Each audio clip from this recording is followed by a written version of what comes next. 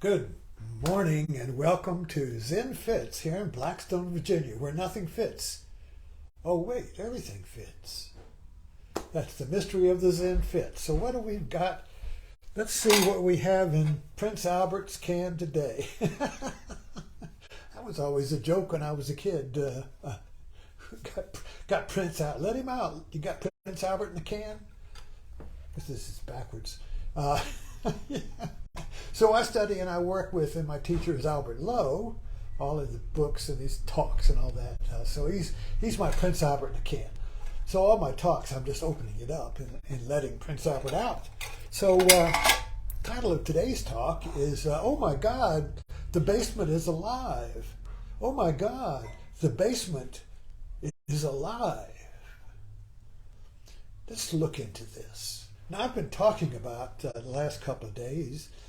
I hope you follow me, so we can kind of like, if you follow me, we're kind of like building, we're kind of like evolving, we're kind of like growing an idea, we're kind of like growing an understanding, we're kind of like growing a different way of looking at ourselves in the world.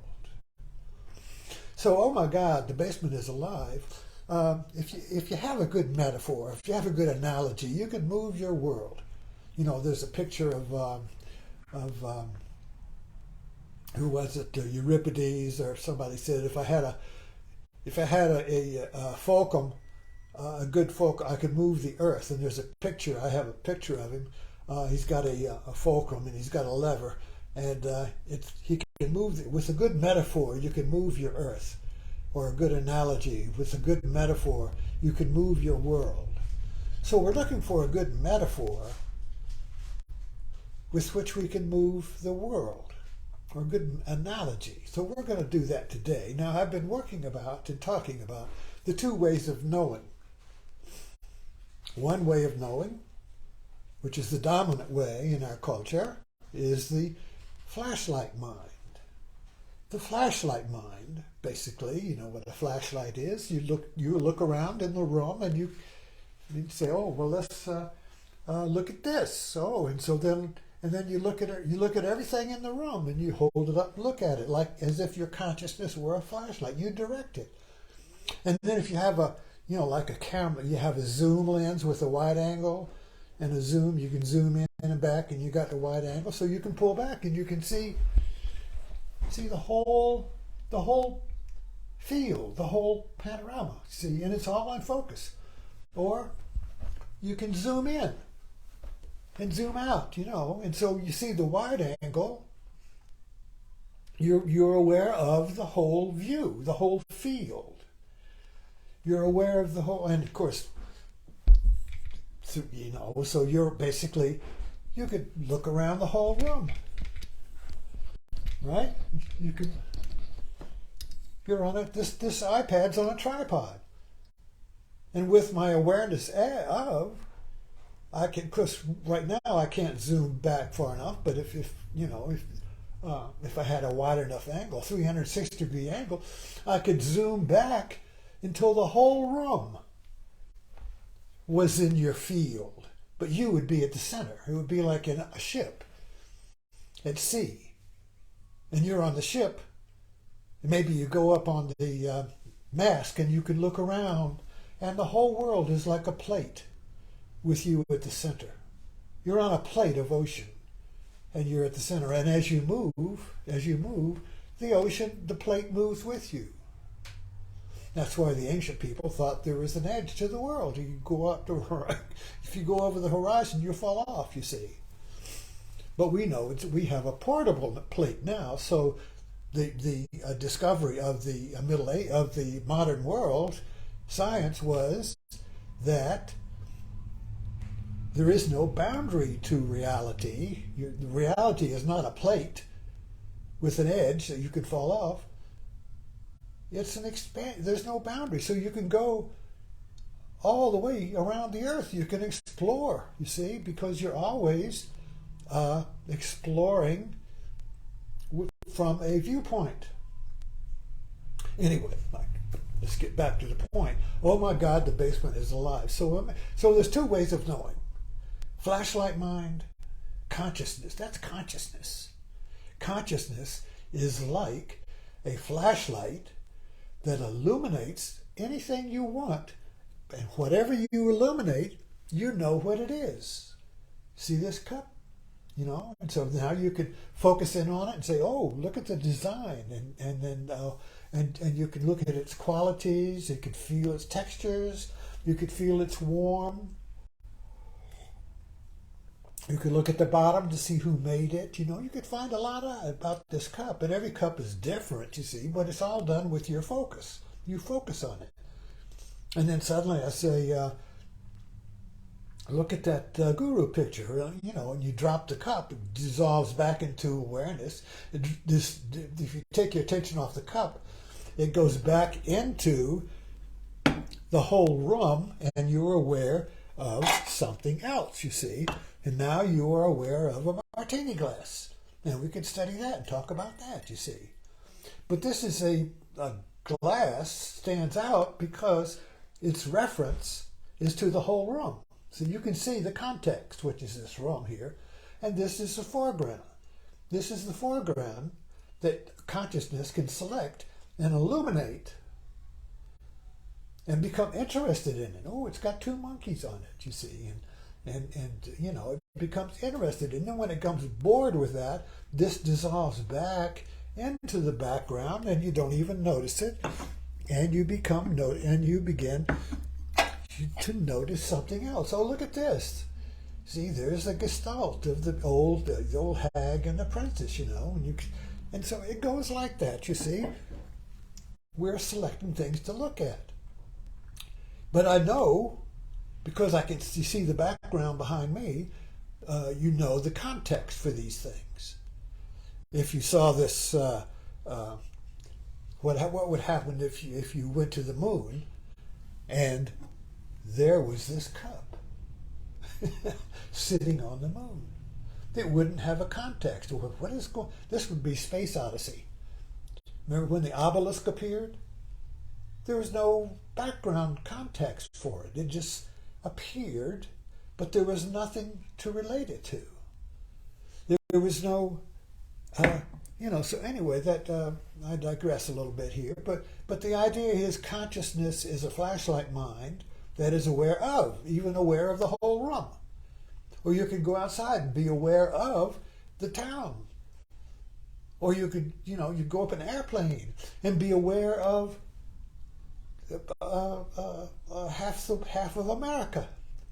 A lot of times on now you have satellite images, and as the satellite flies over the surface of the earth like a drone, you are aware of a portion of the earth. And then if you go to the moon, you are aware of half of the earth. You're not aware of the other side, but half of the earth, you see.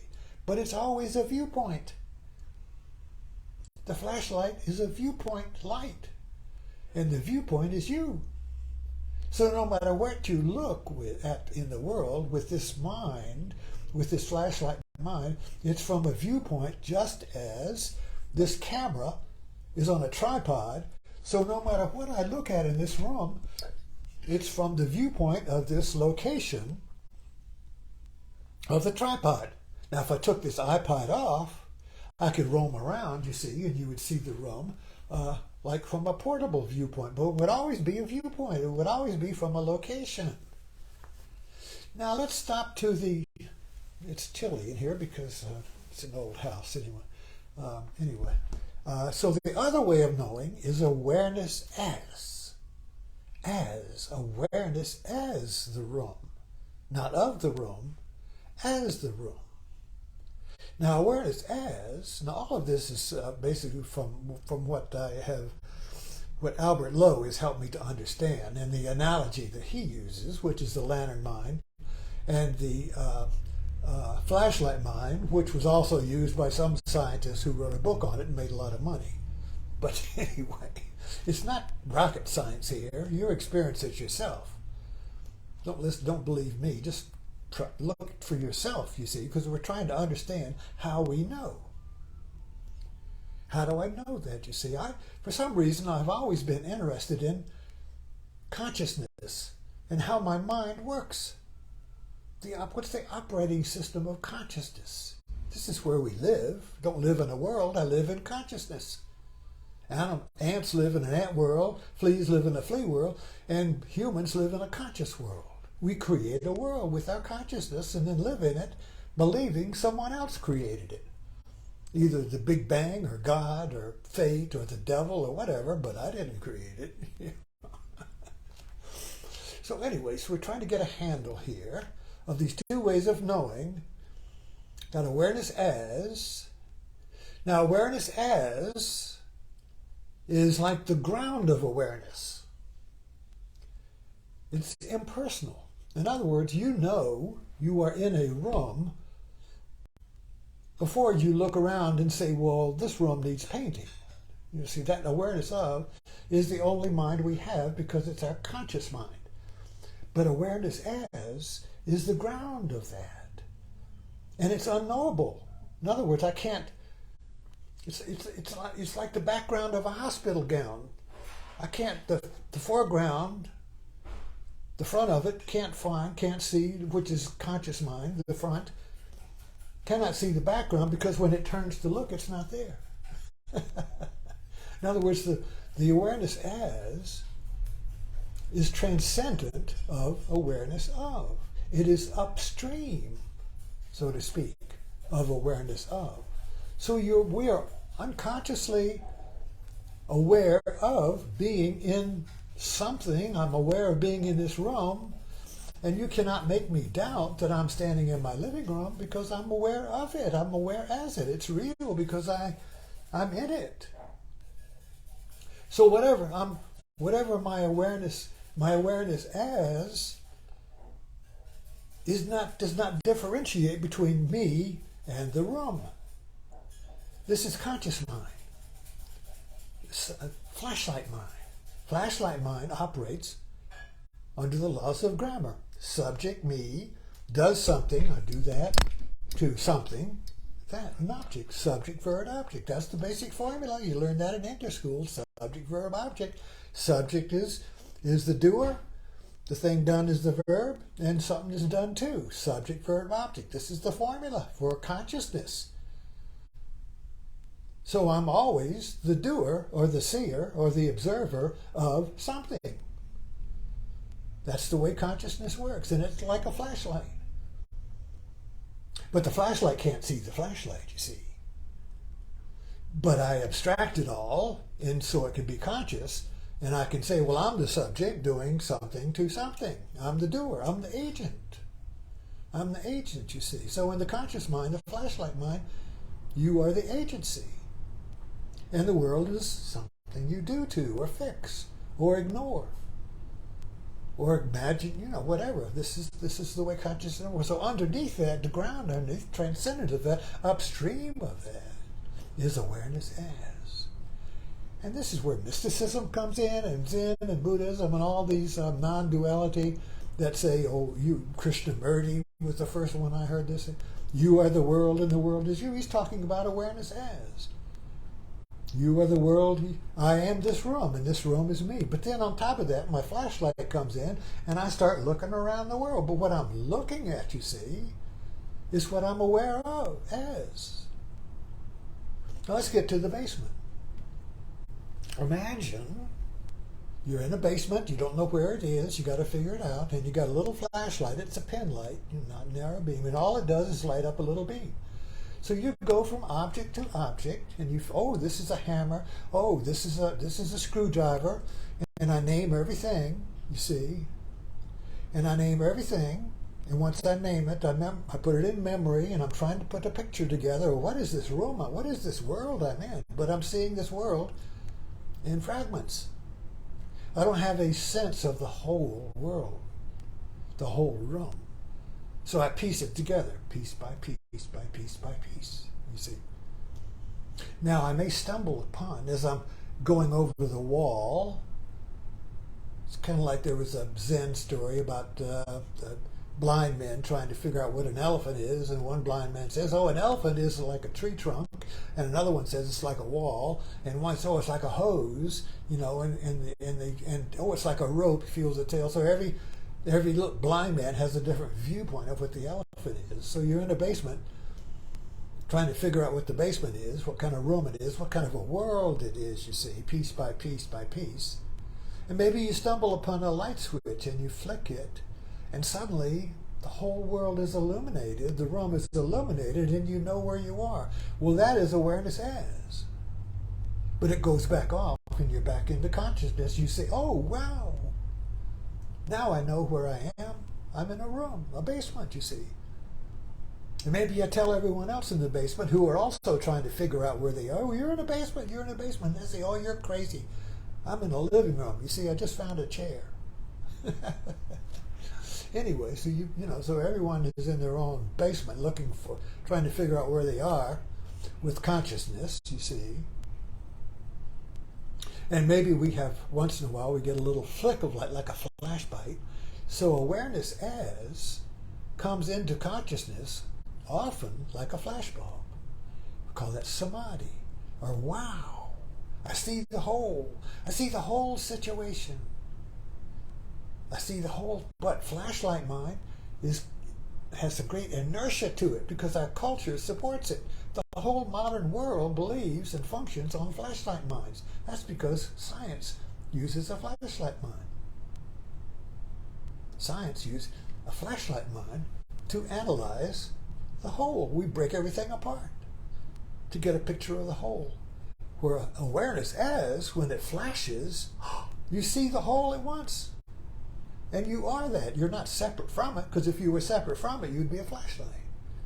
So awareness as is impersonal. There's no person there. There's no ego there.